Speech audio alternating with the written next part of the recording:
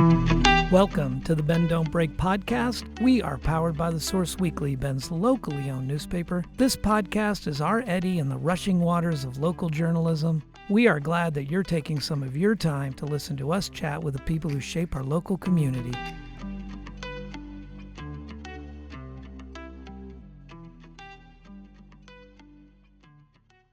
Thank you to our presenting sponsor, RE/MAX Key Properties, a family-owned full-service real estate brokerage specializing in residential, luxury, commercial, new construction, and ranch and land properties. Their new state-of-the-art facility at 42 Greenwood Avenue is a modern, collaborative space and the new home of the Bend Don't Break podcast recording studio. I am Aaron Switzer, publisher of The Source Weekly and your host for today's podcast, Bend Don't Break. With me today is Bill Kowalik, PhD. Bill is a founding board member of DarkSky Oregon and is currently the chairperson of that nonprofit, all-volunteer organization. DarkSky's mission is to preserve Oregon's magnificent dark skies and to diminish light pollution for the health, safety, and well-being of all life. Bill and DarkSky Oregon aim to raise the level of awareness of residents, companies, and government organizations about the benefits of environmentally friendly outdoor lighting for people, the wild ecosystem, and energy savings. Bill has 3 degrees in the earth sciences, geology and geophysics, and 35 years of industry experience in remote sensing, exploration, and technology development. Lifelong activities include community advocacy, movie making, woodworking, the outdoor activities of bicycling, running, cross-country skiing.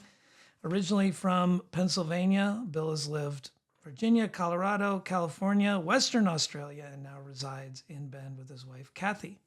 Bill, thank you for being here. It's a pleasure, Aaron. Yeah.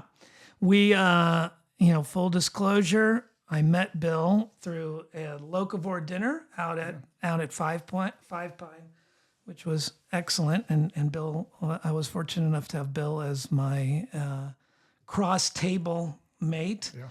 And boy, did I learn a lot about blue light and dark skies and compliance. And it wasn't long before my gears were spinning. I was like, man, we're doing a podcast right here at the table. Yeah. And I and our group, DarkSky Oregon, appreciate this opportunity. Yeah.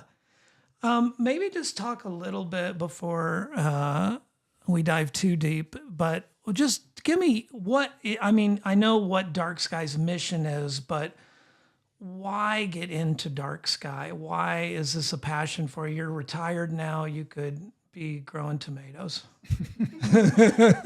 Probably do grow tomatoes. No, I don't. The growing season's too short here for Right, that. right. So what's the big deal about dark skies? Well, it's several dimensions of the dark sky business. And I say business, and the first thing that comes to mind is dark sky tourism. Yeah. So there's an economic benefit to having a place that has dark skies and possibly certified as having dark skies. Sure. There's the aspect of human health, because people don't sleep well when there are lights shining into their bedroom window, even though they might have blinds and shutters. Right. Outdoor lighting, which is not so good, is also bad for wildlife, insects, mammals. Right. So there's, and Turtles get the limelight. well, yeah, we don't have that situation here in Central Oregon, but other parts of the country. Every time I'm at the ocean, I look around and I think about those little points of light on people's houses, but then I've been learning more about I might say one other huge aspect of trying to reduce light pollution is to allow people who grew up in a place that's so light polluted that they've never seen the Milky Way. And that's like 80% of the people in America. 80. Yeah. Wow. 80%. And so when people do go to a place that has a dark sky where you can see the Milky Way, then they experience a feeling of awe and amazement Yeah. at seeing, the sky and the horizon is perhaps not even visible. So the Milky Way goes from one side all the way to the other. Right. So that's sort of a heritage that our ancestors had, as a matter of course, prior to the advent of electric lighting, in the 1880s. Yeah. I will say I take it somewhat for granted. I live in Tumalo, And of course, over the time I've lived there, which is 20 plus years, you can absolutely see the encroachment from Redmond on one side and Bend being really close, and uh, you can see the nudge. It's very true. And even Tumalo itself, as you know, Yeah. has a lot of string lights now, Right. which light up the sky there. Yep. It's sort of a known phenomena. And we talk about the encroachment of light pollution. We have a project in our group, DarkSky Oregon, measuring light pollution. And there's two ways we're doing that. One is with photometers that basically a sensor for light that live in a waterproof case and just are out in somebody's backyard or a park. Oh, okay. And we have 55 of them sprinkled around the state of Oregon. And they just stare at the night sky and take a reading every 5 minutes. And every 3 months, we have a group of about 30 volunteers who download the data, email it into us, and we produce a report Right. describing how dark the sky is at each of these 55 places and whether it's changed over time. Yeah. So we find in Bend that, for example, we have one of these meters at the Observatory out on 20 okay. East. Yeah. Shout out to Worthy Out there, Brewing. it's light pollution is increasing by 7% per year. Wow. It's a lot. And that's much faster than the population growth of Central Oregon.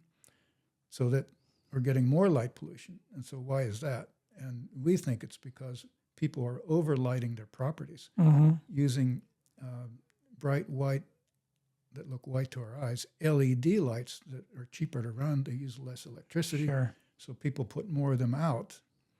And that we can talk a little more about blue light that you mentioned early on. But We'll get there. that we think contributes to the 7% a year, which is beyond the population increase. Yeah. I think what strikes me about speaking to you about these issues as a nonprofit in the environmental space is how scientific your approach is to this, where obviously your background comes into play, but it's not, it's not as much, there's an emotional pitch to it, sure, but you're quantifying the degradation. We are. And hopefully as we go forward, we'll quantify the reduction of the problem because of places that are improving their outdoor lighting. And we could talk about that as well. But Well, having a happy story would be good in here as well. yeah, and actually the happiest story around here is the community of Sun River, Yeah. because they are certified as something called a dark sky community of distinction, Okay. which is a category that no longer exists, but back when a few years ago it did exist, and actually Sun River was kind of low hanging fruit because they've had outdoor lighting restrictions and a good ordinance which they enforce for since the beginning of that community. Right. Plus they have the Sun River Observatory there, so there's extra effort to keep the skies Oh, yeah. less light polluted. Right. If I might go back to something you commented about, Absolutely. science. Yep. So I come at this from a scientific point of view, and anytime there's a kind of a form of pollution that has come into the public consciousness, there's a need to categorize it scientifically before people consider ordinances or laws to govern it. So that's why we're focused on the science part. Yeah, of it. and your dark skies of Oregon, you mentioned that you've got these sensors all around the state. Yeah. What does that look like? That's got to be an enormous communicating, Well, rallying the troops and places around. Well, people find out about it, and we've taken a passive view about spreading these things around. Yeah. And each sensor is it costs like almost $400, and Wow. about half of them are paid for by us, and the other half are paid by either private people or groups Okay. that come forth. So we started as a pilot project here in Central Oregon in 2000. It's been 5 years, so 2019, and it's expanded in part by Oregon State Parks and the national park we have, Crater Lake, and national monuments where groups want to work for this thing we mentioned, certification as a dark sky place. And to do that, you have to measure the light pollution that you have at the beginning as kind of a baseline. So that's where these meters come in.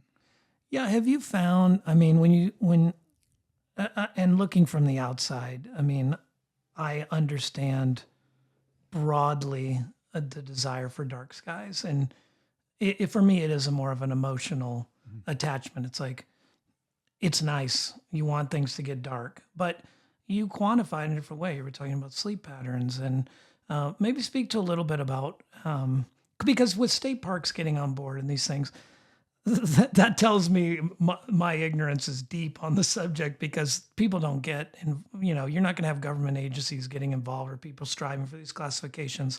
One, there's got to be money behind it. And two, there's got to be some real research that's showing like, hey, this is problematic. It's more than just helping people feel good when they come to Crater Lake. Yeah, well... Did I throw too much into that question? Well, there, just about any article that's published about the potential impact of light pollution, researchers around the world have done various kinds of aspects of research on the impact of artificial light on insects, on small mammals, big mammals, and you never find a research publication that says things were better because these things had light pollution at night. The problem is it's the car dealers car dealerships like them. Well, yeah, in particular. But I've never bought a car at 3 a.m. either, and the lights are still on. Right. So there's a lot of specific, literature out there in biology and other aspects of the problem to characterize, the issue. Right. It's a no-brainer that light pollution is not good for us and the wild ecosystem. Maybe we can talk a little bit about blue light. Yeah, maybe talk. I mean, because that's kind of was the doorway for me to go. Yeah, okay. A little more serious. Right. So there was never any blue light at night during the evolution of life on Earth. Right. We had the moon, we had starlight, so light was dim at night, and the moon doesn't put out much blue light. It's mostly red and yellow, which we see as red and green, which we see as yellowish or orange to our eyes. And so there's very little blue light at night. So during evolution, the chemical system that evolved developed a molecule called melatonin, which increases in our bodies. Our brains generate this molecule and help us to sleep. And that molecule forms during our circadian rhythm daily when blue light goes away.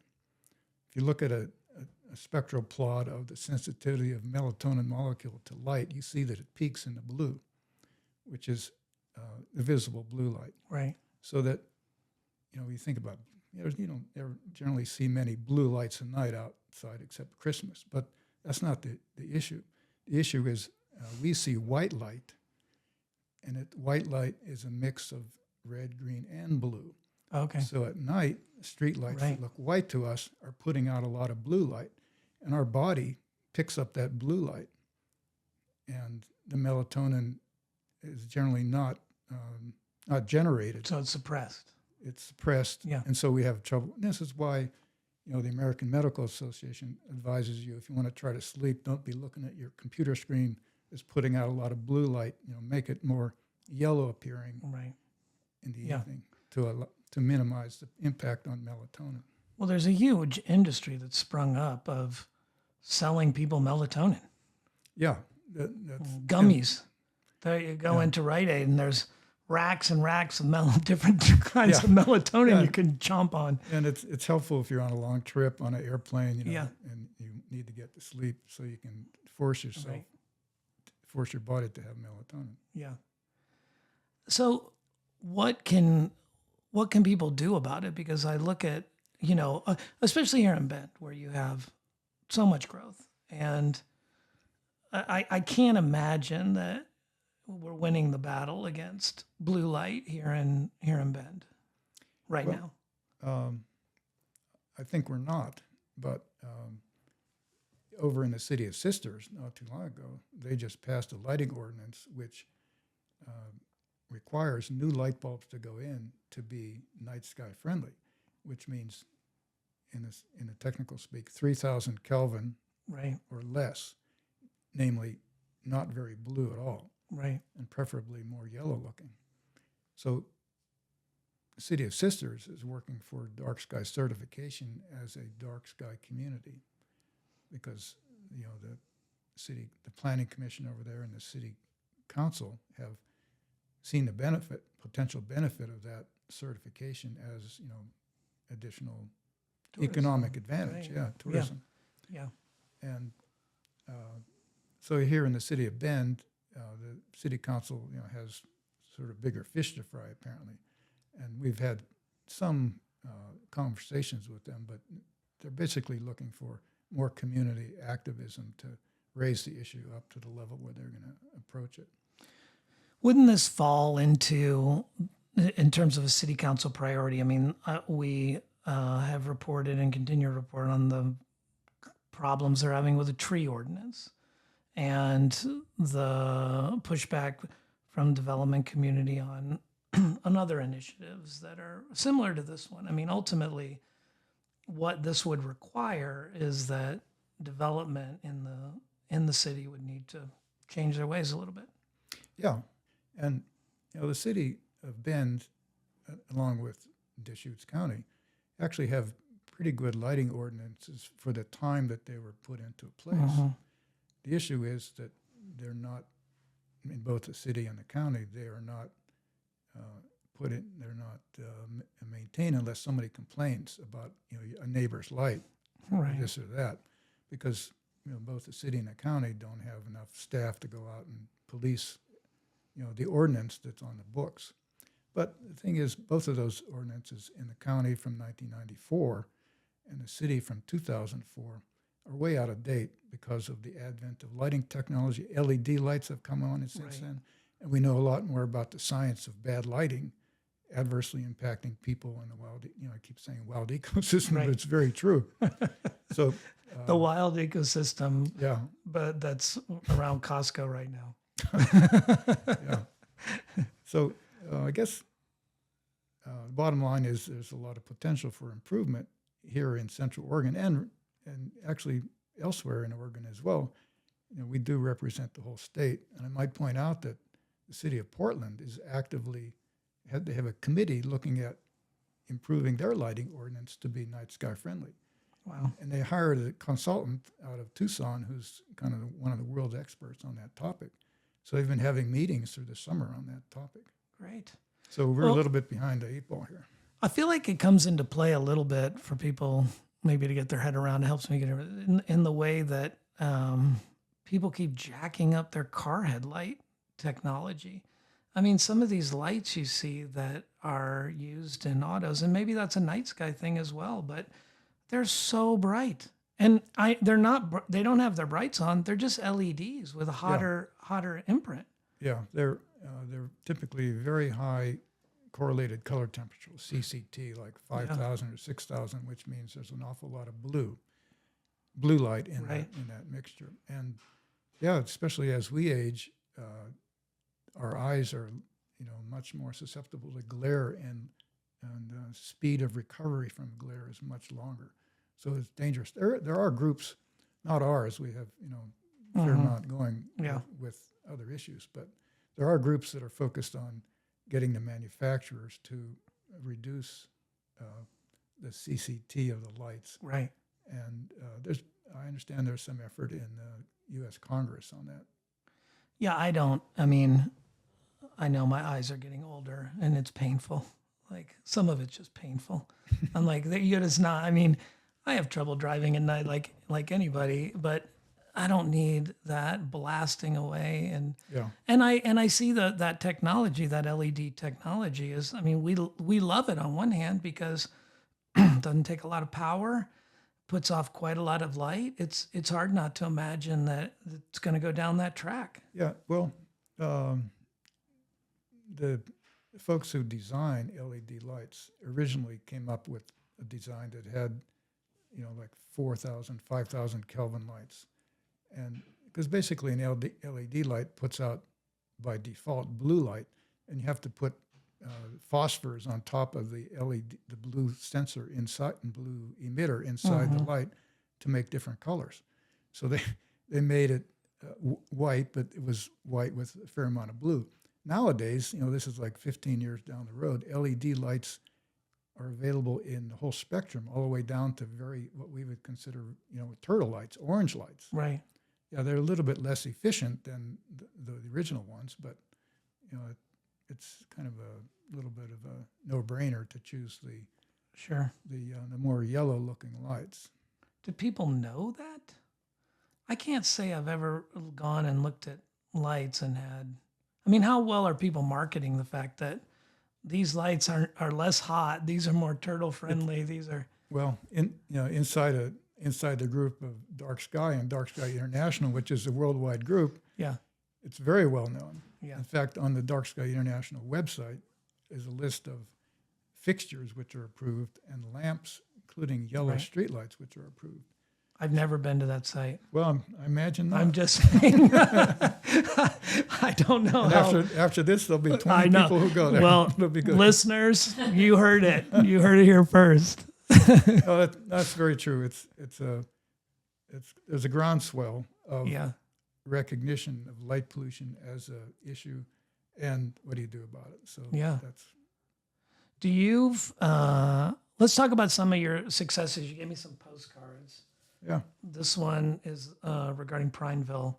Yeah. And the work you've done there. Well, Prineville Reservoir State Park is currently the only international certified dark sky park in Oregon.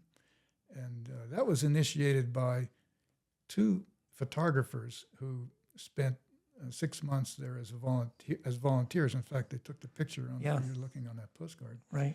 And they got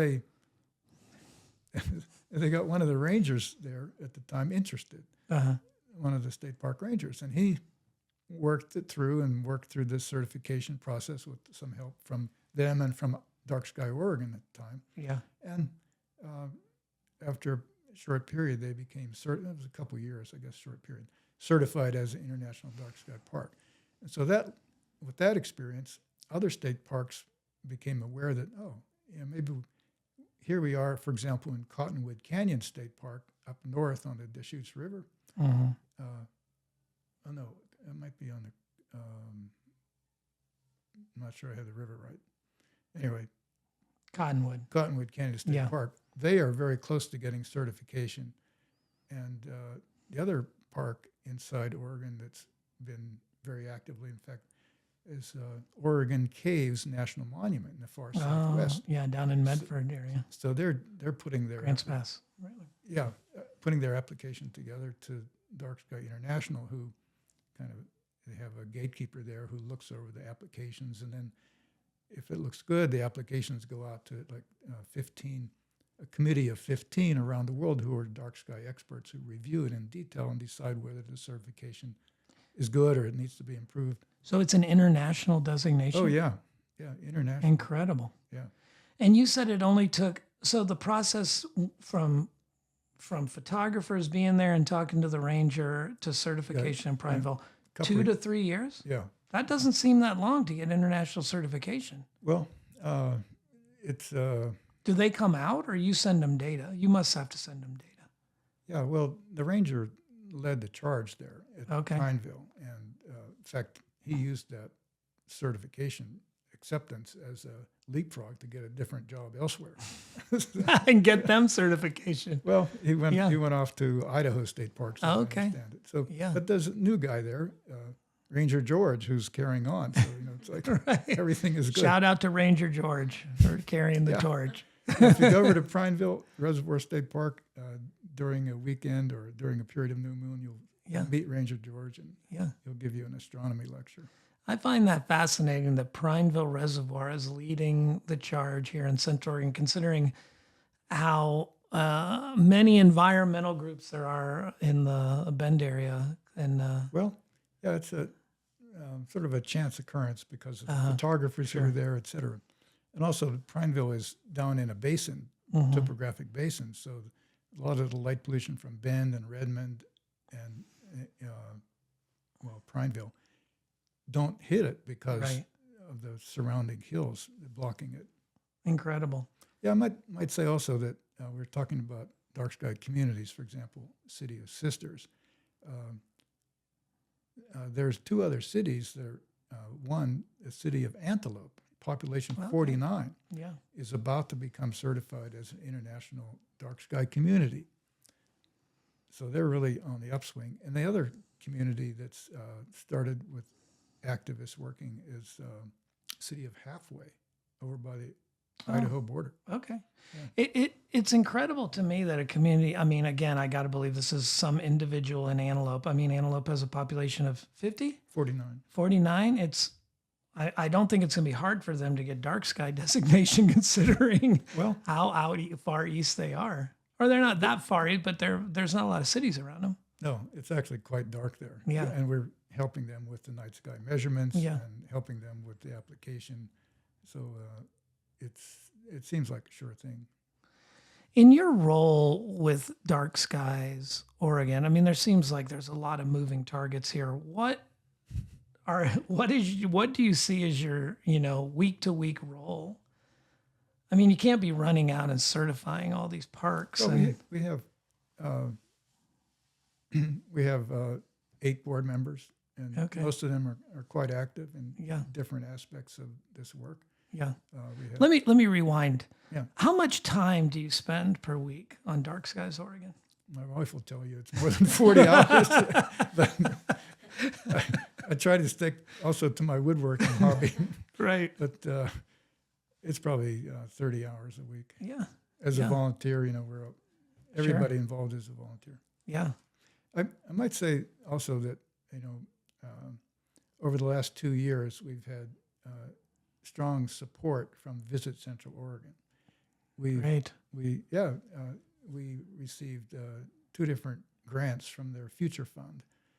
The first one in 23 and the one currently ongoing, because Visit Central Oregon has been quite, focused on the potential of dark sky tourism, as is Travel Oregon. Right. But Visit Central Oregon is the local group Yeah. here. So we've among other things, we've used the money to generate animations, 30-second animations to run on TV as commercials to great. try to educate people about light trespass and the fact that moths pollinate at night.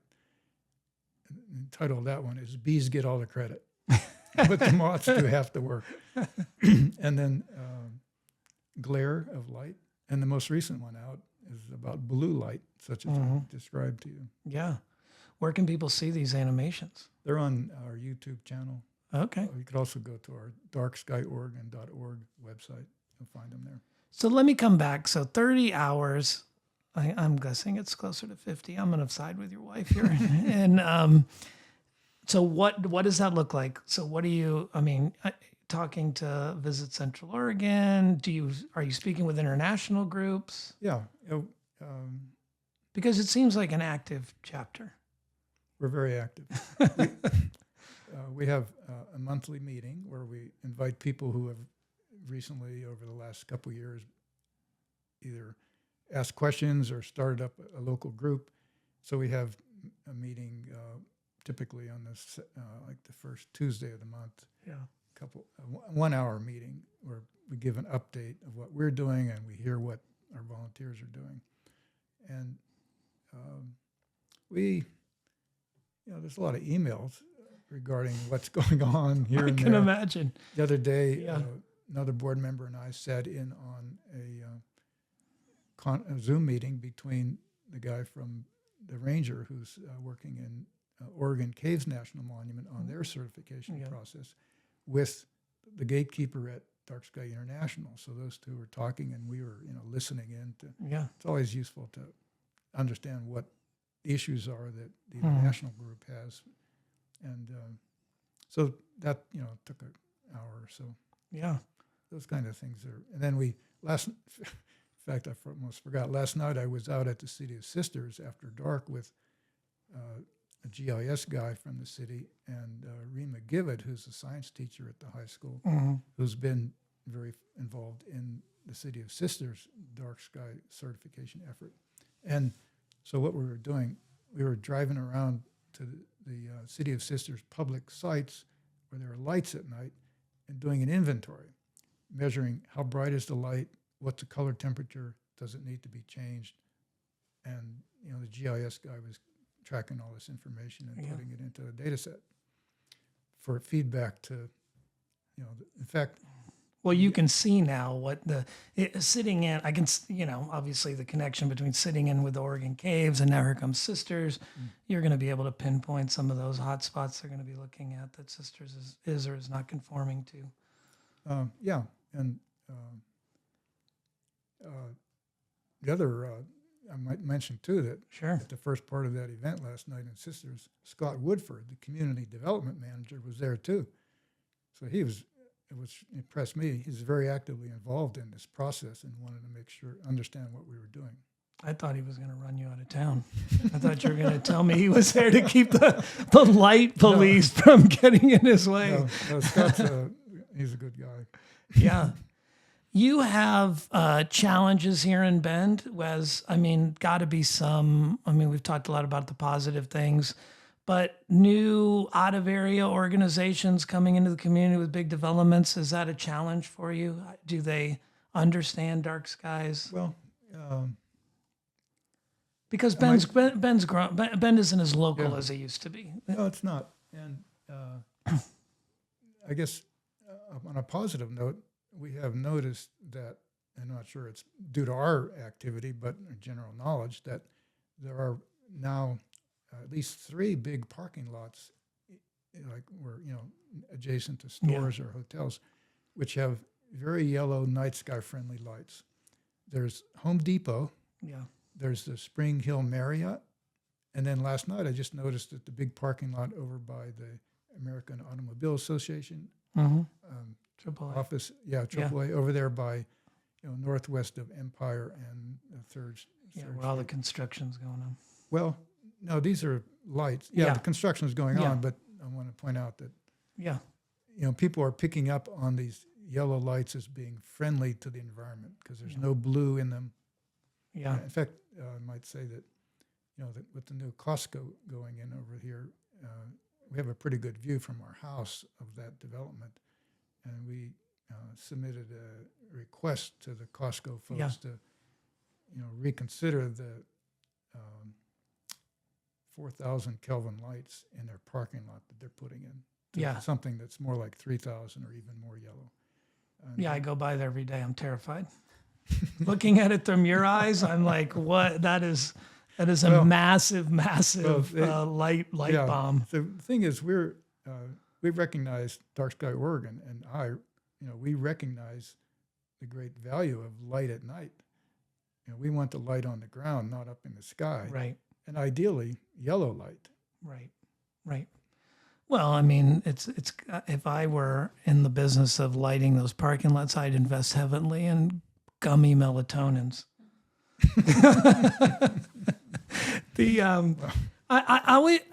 People in your position, I love to find out. You come off to me as a very glass is half full kind of person. When you look at how things are moving forward with development and awareness, do you feel like there's a turning point where, the majority of the people will realize that, hey, we got to do something about this? Or do you feel like we're fighting an uphill battle here? Well, it is a slight uphill battle, but I think we're coming to the crest of where we're going to start picking up more momentum. We have a lot more visibility and credibility and a lot more knowledge out there, in part due to our outreach, about the issue of light pollution and how to minimize it. In the last 4 years, and Dark Sky International has been working on this, since like 2000. Well, actually, 20 years. Thereabouts, yeah. Still a very young organization. Yeah. Yeah. Yeah. And the technology is going forward so quickly. Yeah. So, we're measuring light pollution in part because there's no state or government organization that's doing it. So we're doing it with the idea of eventually, either the state of Oregon or some other entity will decide, this is a useful thing to know. Right. Take it over. Yeah, I can see your wife would want that. Bill, we're at the end of our time on the podcast. Anything you want to leave with listeners? Can I direct them anywhere? There's a annual International Dark Sky meeting, which runs for 24 hours this year on November appropriate. 8th to 9th. And it's 3 8-hour sessions. Actually, I don't think they each run 8 hours, but for different hemispheres around the Earth. Oh, it's international. It is very international.